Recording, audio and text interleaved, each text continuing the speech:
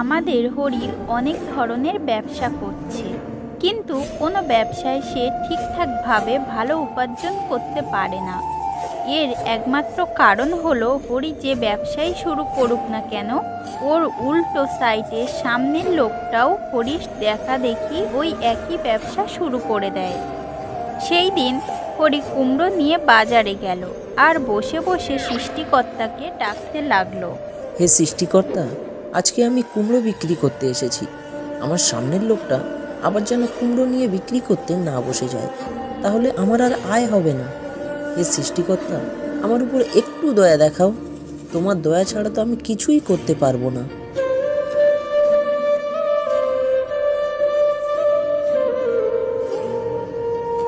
আসো আসো, কুমড়ো নিয়ে যাও, মিষ্টি কুমড়ো নিয়ে যাও। এই কুমড়ো আমার বাড়ির গাছের। এসো এসো, তাজা তাজা কুমড়ো নিয়ে যাও। ঠিক আছে ভাই, আমাকে 1 কিলো কুমড়ো দিয়ে দাও। দেখো, ভালো দেখে দিও কিন্তু। এই বলে সে ব্যবসা শুরু করলো।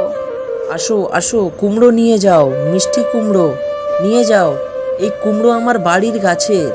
এসো এসো, তাজা তাজা কুমড়ো নিয়ে যাও। হরি যেই লোকজনকে কুমড়ো কেনার জন্য ডাকছে, সবাই ওর কাছে এসে জড়ো হয়ে কুমড়ো কিনে নিয়ে যাচ্ছে। কিন্তু হরির কপালে সেই সুখ লেখা ছিল না, কারণ তার সামনের ব্যবসায়ীও এক ঝুড়ি কুমড়ো নিয়ে ওর সামনে বসে গেল। আরে আসো, এদিকে আসো দাদা বৌদি, আমার দোকানের কুমড়ো নিয়ে যাও। কুমড়ো খেয়ে তোমার মুখে চলে আসবে হাসি, বাড়িতে হয়ে যাবে সবজি। আসো আসো। আরে হরির কুমড়ো পচা আছে আর আমার কুমড়ো তাজা আছে। আরে ওই দাদা, আমি কি পচা কুমড়ো বিক্রি করছি? এই ধরনের বাজে কথা কেন বলছো? খুব খারাপ হয়ে যাচ্ছে কিন্তু, বলে দিচ্ছি। আরে হিংসা করো না আমার সাথে, পারলে বরাবর টক্কর দাও, দেখবে তোমারও বিক্রি হয়ে যাবে। আরে আসো কাকা কাকি, এদিকে আসো, কুমড়ো নিয়ে যাও। দেখতে দেখতে হরির দোকানের সব কাস্টমার এক এক করে সামনের দোকানে চলে যায়।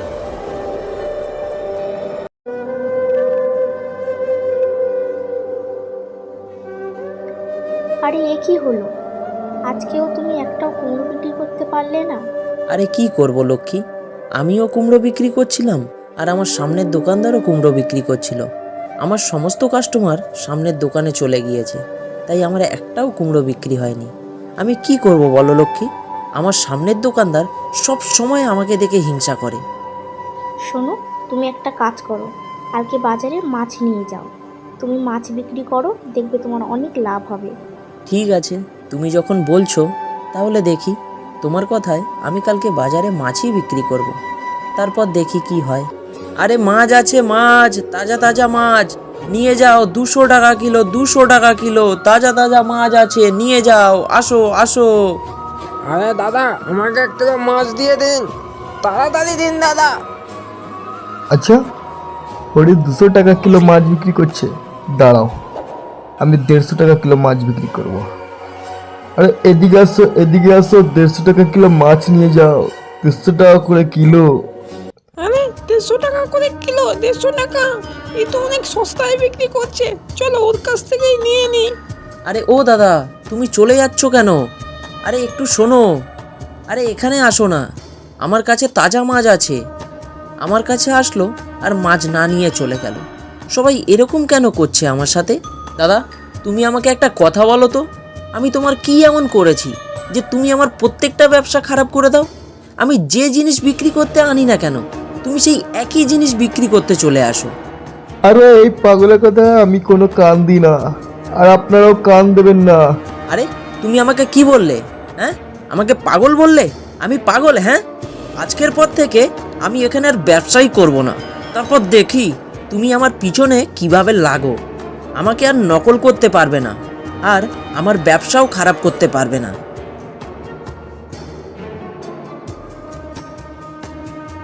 আরে কি হলো? আজকেও তুমি সব মাছ নিয়ে বাড়িতে ফিরে এলে, একটাও বেচতে পারোনি? তুমি জানো, ও আজকেও আমার ব্যবসা খারাপ করে দিয়েছে। আজকে ও আমার মতো বাজারে মাছ নিয়ে এসেছে আর সব কাস্টমার ওর কাছে চলে গিয়েছে, আর ও আজকে আমাকে পাগলও বলেছে। কি কি কি বলেছে তোমাকে? ও পাগল বলেছে? দাঁড়াও, ওর ব্যবস্থা আমি করছি, তারাও একটু ভাবতে দাও। এই শোনো, আমার মাথায় একটা বুদ্ধি এসেছে। যদি এই কাজটা আমরা করতে পারি, তাহলে বাজারে যে তোমার শত্রু আছে, ও সারা জীবনের জন্য বাজার থেকে পালিয়ে যাবে। আরে ঠিক আছে, কিন্তু তোমার বুদ্ধিটা কি সেটা তো বলো।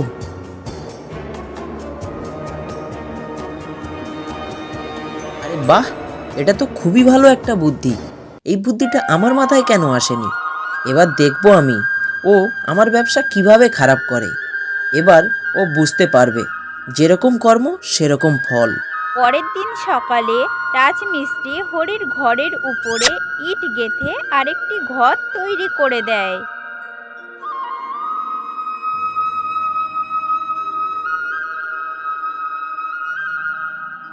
তারপরের দিন হরি কতগুলো ছাগল নিয়ে আসে। এইবার শুধু এদের খাইয়ে বড় করতে পারলেই হলো, তাহলেই আমার কাজ হয়ে যাবে। এবার তুমি দেখে নিও, আমাদের সমস্ত সমস্যা দূর হয়ে যাবে আর আমরা সুখে শান্তিতে জীবনযাপন করতে পারবো।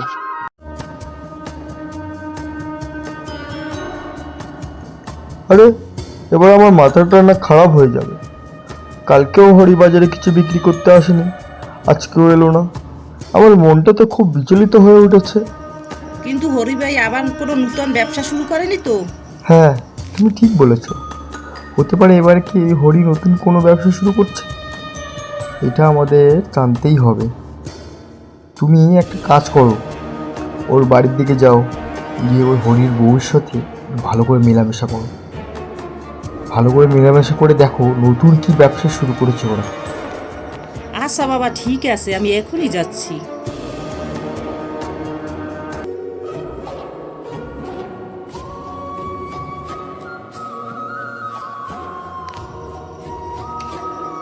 আরে লক্ষ্মী বৌদি, কেমন আছো? অনেকদিন হয়ে গেছে, তোমার সাথে দেখা হয়নি। এই বৌদি চলে যাচ্ছে, নিজের কাজে ব্যস্ত আছে, এই আর কি। তা বলো দিদি, তুমি কেমন আছো? হ্যাঁ, ভালো আছি। তা বৌদি, ঘরের উপরে কিরকম ঘর বানিয়েছো? কি আছে ওখানে? উপরে ছাদ নেই, জানালা নেই, কিছুই তো নেই। ওটা কিরকম ঘর বানিয়েছো? ও, ওটা আমরা তো ওখানে মাছ চাষ করছি। মাছ চাষ করার জন্য? তাও আবার ছাদের উপরে? আরে হ্যাঁ, আমরা তো ছাদের উপরে অনেক জলের ব্যবস্থা করেছি মাছ চাষ করার জন্য। আর আমার বর ভেরি থেকে জল এনে মাছ ছেড়ে দিয়েছে। ওখানে বিভিন্ন রকম মাছ আছে, প্রচুর মাছ। এই মাছগুলো কিছুদিনের মধ্যেই আমার বর বাজারে বিক্রি করবে। আরে এ তো খুব ভালো কথা। দাদার মাথায় কি বুদ্ধি আছে, ছাদের উপরে মাছ চাষ করছে। কিন্তু এটা কি বৌদি, ছাদের উপর থেকে তো আমি ছাগলের গলা শুনতে পাচ্ছি। আরে হয়তো ঘরের পাশে কোনো ছাগল এসেছে, তাই ওর ডাক শুনতে পাচ্ছ তুমি। এরকমই হবে মনে হয়। মাছ চাষ করছে ছাদের উপর, এটাই তো অনেক অবাক করার কথা। ঠিক আছে বৌদি, আজকে আমি তাহলে আসি, অন্য একদিন আবার আসবো, বাড়িতে অনেক কাজ পড়ে আছে। ঠিক আছে, অন্যদিন আবার আসবে।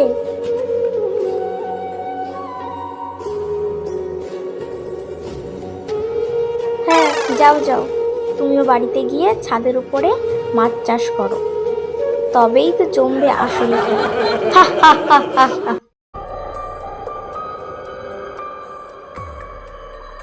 ও, তবে এই ব্যাপার। এই জন্য হরি বাজারে কিছু বিক্রি করতে কদিন ধরে আসছে না। ও নিজেকে কি ভাবে, এইভাবে ছাদের উপর মাছ চাষ করলে অনেক বড় লোক হয়ে যাবে। আর এইভাবে দোকানদারও নিজের ঘরের উপরে ছাদ তৈরি করে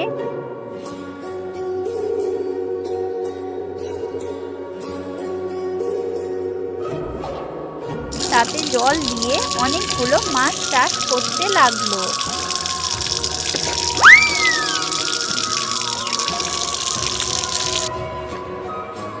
শোনো বিজলি, এই মাছ যখন অনেক বড় হয়ে যাবে না, তখন এই মাছ বিক্রি করে আমি অনেক লাখপতি হয়ে যাব। লাখপতি। তুমি দেখলে লক্ষ্মী, আমাদের উপায় কাজ করে গেছে। ও নিজের ছাদের উপরে মাছ চাষ করা শুরু করে দিয়েছে। এবার তুমি দেখো ও ওর সাথে কি হয়। আমাদের শুধু সঠিক সময়ের জন্য অপেক্ষা করতে হবে। এবার তুমি দেখবে অন্য কারোর জন্য কুয়া খুঁড়লে সেই কুয়াতে নিজেকেই পড়তে হয়। আরে শোনো শোনো, ছাগলগুলো কেমন ডাকছে, চলো ওদের কিছু খাবার দিয়ে দেই। তুমি দেখছো যখন থেকে আমরা মাছ চাষ করার জন্য উপরে ঘর বানিয়েছি সেই থেকে শুধু আমাদের ঘর ভিজতে শুরু করছে আর ঘরের মধ্যে জল পড়তে থাকে। আরে তুমি চিন্তা করো না তো, শুধু কয়েকটা দিন অপেক্ষা করো, তারপর তো আমরা লাখপতি হতে শুরু করব। লাখপতি।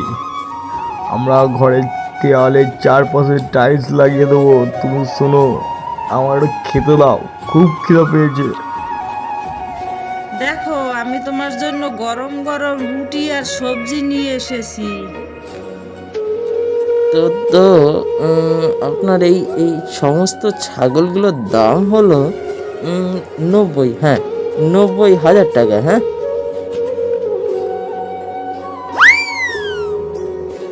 এই সৃষ্টিকর্তা তোমাকে অনেক অনেক ধন্যবাদ। অনেক দিন ধরে প্রার্থনা করার পর তুমি আজ আমার প্রার্থনা শুনলে। এখন থেকে আমাদের কোনো জিনিসের অভাব হবে না আর।